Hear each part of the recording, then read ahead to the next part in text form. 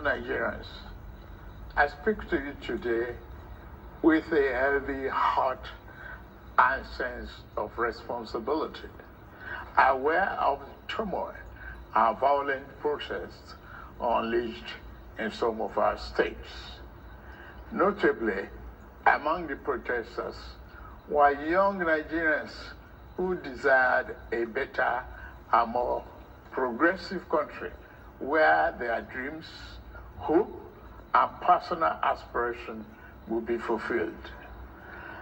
I am especially pained by the loss of lives in Borno, Jigawa, Kano, Kaduna, and other states, the destruction of facilities in some states, and the wanton looting of supermarkets and shops, contrary to the promise of protest organizers that the protest will be peaceful across the country.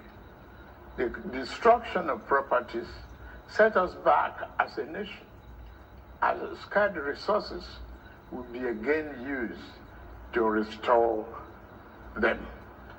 I commiserate with the families and relations of those who have died in the protest.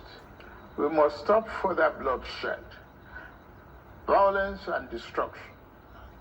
As the president of this country, I must ensure public order in line with the constitutional oath to protect the lives and property of every citizen. Our government will not stand idly by and allow a few with a clear political agenda to tear this nation apart.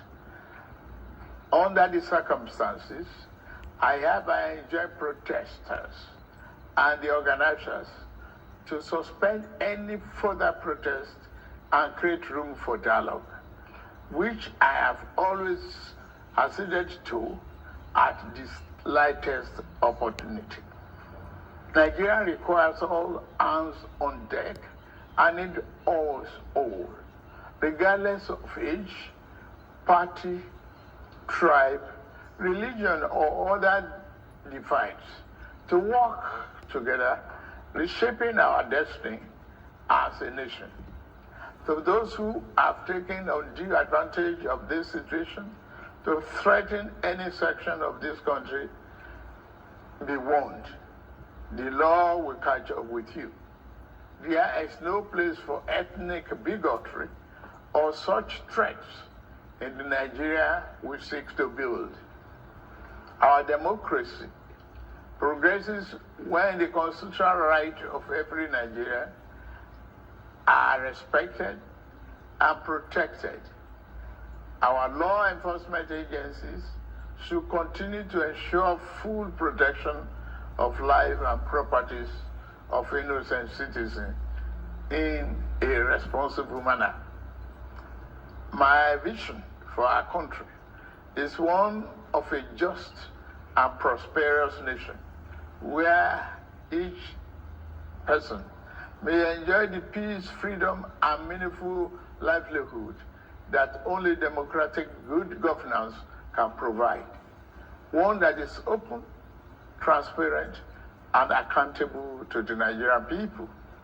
For decades, our economy has remained anemic and taken a dip because of many misalignments that have stunted our growth.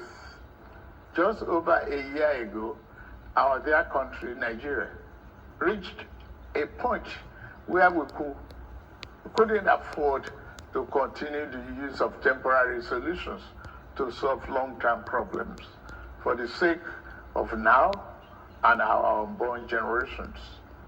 I therefore took the painful yet necessary decision to remove fuel subsidy and abolish multiple foreign exchange system, which had constituted a noose around the economic jugular of our nation and impede our economic development and progress. These actions block the greedy and the profit that smugglers and rent seekers made.